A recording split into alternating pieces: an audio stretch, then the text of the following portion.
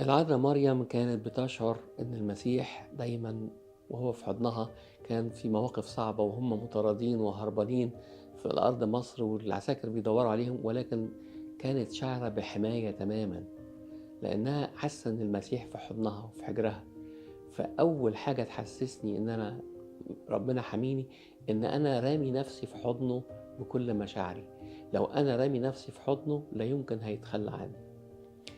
وحتى لو أنا يعني ما كنتش أمين قوي يبقى هو أمينا.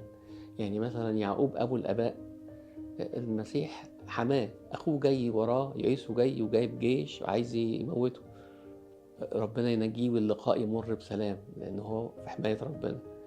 لابان خاله برضو لما هرب منه يعقوب بيجري وراه، وبعدين المسيح بنفسه يظهر للابان ويقول له مالكش دعوة بيعقوب، ده تحت حمايتي.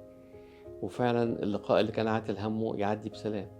فأنا لازم أثق إن المسيح بيحميني وجيش السمائيين كمان بيحميني.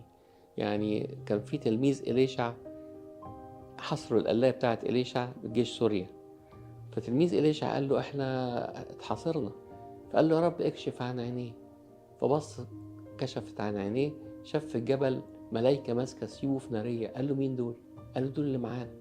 قال له ده إذا كان دول معانا وكل دول بيحمونا خلاص مش مهم الجيش اللي بره.